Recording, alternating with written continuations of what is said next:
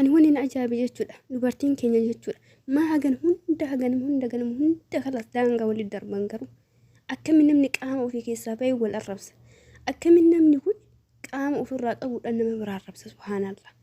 ijoollee akkana babbareedutu ni dhugaa rabbi dubbiirraa dubbachuudha maashaallah haalli isaan aadaa gubbaa bareeduu homaa faayidaan qabu bareeduma jechuu isa keessaa jedhamu san ijoollee akkana bareedutu ni yoo afaa akkasiitii wal arrabsitu ijoollee oromoo taate ijoollee safuu beektu ijoollee dubaraa taate ijoollee safuu beektu keessan ijoollee harargee taate ijoollee safuu beeku ummata safuu beeku irraa warra dhalate wanni kanaa olii ammoo ijoollee islaamaa tanii akkasi daangaa maleedha wal arrabsuudhaan qaama ofiitii wal arrabsuun a'uuzi billaahi wallaa waan dhaga'u irratti illee waan nama jibbisiisuudha haalli isaan deemaa jiran yaa ijoollee teenya isin nuti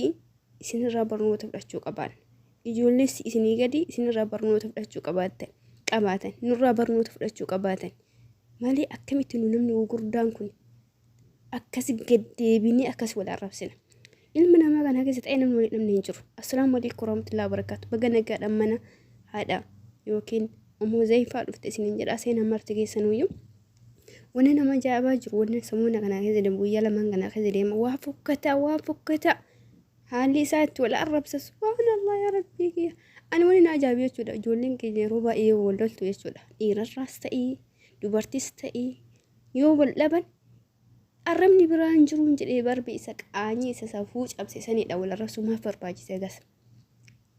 ammoo dhiirri loos wal arrabsuu miti gaafa dhiirri qaama dubartiitiidha wal arrabsitu gaafa dubartiin qaama dhiiraati wal arrabsitu maal jechuudha subhaanallah dhugaa haalli nutti deemaa jiru haala ulfaataadha miidiyaa kana itti fayyadamne jenneef manaa baane malee wallaahi kan gargalchee nurra fayyadamaa jiru miidiyaadha nuti ilma namaati wal dhabuun jirti ilma namaa keessa miti isaanii kanatti raasadha wal arrabsu kanaa miti haadhaaf ilmoon yeroo libbuutu jira yeroo sanitti yeroo sammuun kee nagaatti gatteenne wal amansiisuu dandeenyutti yeroo yaada keenya walii qoonnee lakki karaan kun sirriidhaa miti jenneetiin ana badii qaba yookiin situ badii qaba jennee walii murteessuu dandeenyutti kunis liivii dhufee arrabsa isheenis liivii dhufee arrabsiti innis liivii dhufee arrabsa arrabni laayifii malee hin ta'u yaani ol baanii miidiyaa irra wal arrabsan malee arraban quufanii viidiyoon kun akkana ol kaa'ama ni waraabama anam isaa yeroo liivii isaan jiranii wal arrabsisu argine garuu kama namni irraa viidiyoo muree gadhiisu arge waan gurra nama jibbisu waan dhaguudhaaf fokkisu ijoollee akkana qaamaan bareedutuniin ijoollee akkana asheeta fakkaattu kun fiiltaris ta'u akkana fakkaattuunni yoo lubaatee akkasii jecha fokkota akkasiisan afaa isaanii keessaa bahu waan silaa fiizikaalli isaaniitiif yookiin ilaalchi bareedinni isaaniitiif jechamni afaan isaanii keessaa bahu waliif fakkaannetti akkam nama dabbara dhugaa rabbi akkam nama jibbisiisa anummaa akkam ta'a silaa isaa akka nama bareedu kunni wal arrabsaa warri fokkota akka kiyyaa kunni uumaan ta'ame warri waan beekne akka waa takka waa barachuudhaaf waa hubachuudhaaf deemu kun kaakayyaa kun maal ta'a nuti dubartii jechuun waa hunda waan keessoo qaqqabatu jechuudha dhugaa dhoksituu waa hundaati dubartii jechuun gaachana waa hundaati arrabas ta dandeettu ulees ka dandeettu nuti ammoo jechuudha dubartiin keenya duraanii jechuudha ollaadha yoo wal lolte ollaa isiitiidha yoo walii buute walitti lallabdu ta waliin lallabde sun intalli akkasii barbee baluu lallabdee ani irraa sirraa dubbatan jechuudha hamtuudha wanna akkanaa garuu ammoo keenya maal godhe silaa har ol bahee miidiyaa irratti waliin lallaba miidiyaa irratti ol bahee haadha ofii wal jala arrabsa miidiyaa irratti ol bahee ilmoo ofii wal jala arrabsa intallee baluu akkas akka barbee wal arrabsan kana jechuun isaaniifuu ijoollee tana lamaan qofaa yoo sun taane jechuudha namnummaa keenya jechuudha yoo wal arrabsu barbee akka waa yeroo isaa inni yookiin isii akkas taate ijaa argee wayiit irraa dubbata subhaanallah sadarkaa kana jechuun arrabni intallee baluu akkas godhe intala abbaa akkas godhe subhaanallah mee jechama kana nama kanatti hin fayyadamee hin arrabsa dhugaa rabbii ati nama kamiinuu dhugaa rabbi sammuutti yoo nagaa taate jechuudha yookiin sammuu nagaa qabaatan ati ani jechuudha abbaa fedhe yoo wal lole yoo sammuun xiyyeetu nagaa qabaatte maraatummaa wayii rabilisa taate intala abbaa akkas godhe jedhee nama arrabsu abadan intala haadha akkas godhe nama arrabsu abadan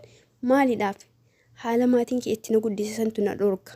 haala maatiin kee irratti tarbiyaa irra bareechanii akka isaatti na guddisan akka isaan itti barbaadan illee argamuu baadhu haga wayii safuu wayitu na keessa jira jechuudha. Garuu safuu cabsanii haala amantaa irraan tarkaanfatanii subhaanallah bayii barbi uummanni keenya kun wal kafarsiisaa jiraa jiru. Intala akkasii kafarsi intala akkasiin kun kufrummaa haga sadarkaa amantii walirraa mulquu takka gahaa jira jechuudha. Kana kun baay'ee fokkataadha. Amma wardaan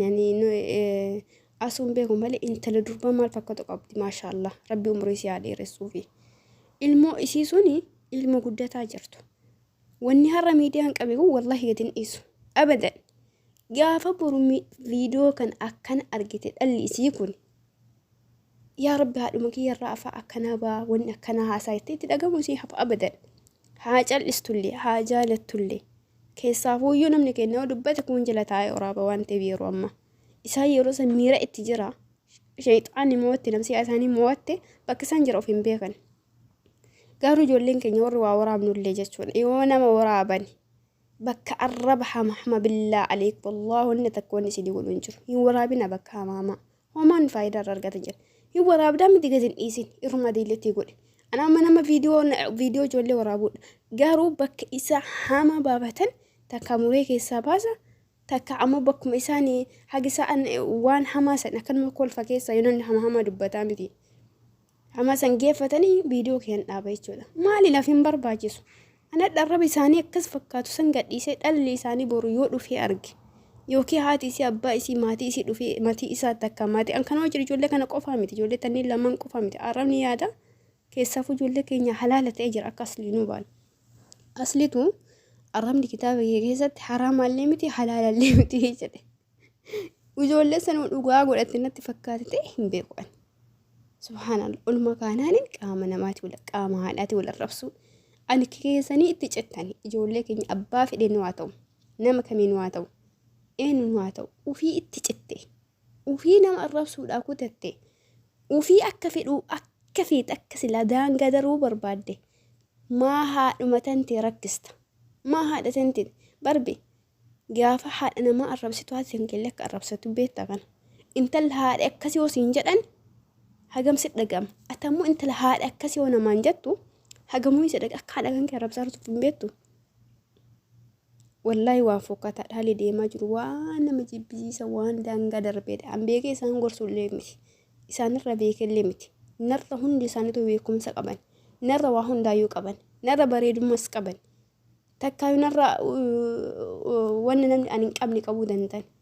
garuu ammoo safuu inni jedhamu ila namni rabbiyyuu hin sodaanne nama sodaata. Namni yeroo amma ana wajjin rabbi sodaachuu dhiise rabbiin waa qajeelchu malee nama sodaata jechuudha. Haati kee viidiyoo kana argite yoo haadhaaf abbaan hin qabanne jechuudha. Mee bakka tasaa ta'eetiin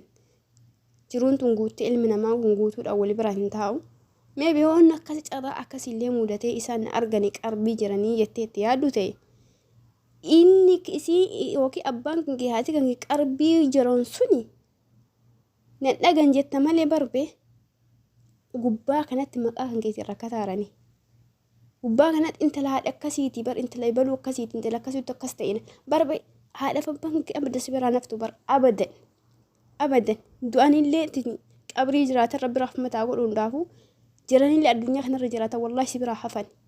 Ati hamaa dalannaan illee akkasumas wajjin dubbatama yeroo kana. Ati waan gaariillee dalannaanin akkasuma haadhaaf abbaan kee wajjin dubbatama. Abadan maqaa kan keetiin maqaa abbaa kan keetiin maqaa haadhaa kan kees jalaa nafu. Haga duniyaa sanarra jirtu. Miti gaafa duutee jechuudha. Nu du'nee awwaalannee kanaaf haadha keenya akkas goonoo jedhan. Maqaa silaa dilii nama tokkootiidhaan namni tokko azzabamu jechaa malee maaltu beeku wanni wayii achi keessa maqaa keessan irratti jiraate wanni beekamu jiraarra. Garuu akka amantaa keenyaatti dilii abbaa tokkumatu abbuma dalaga santu irraa gaafatama. Haa ta'u garuu wal cinquun maal barbaachise? Maal sadarkaa isa hunda wal arrabsuun? Sadarkaa san wal xiqqeessuun? Dhiira taanaaniin akka dhiiraatti jiraachuu dubartii taanaan dandeetti waan hunda taate jiraachuudha. Ilaalchi namaa kun wal dhabuu jira.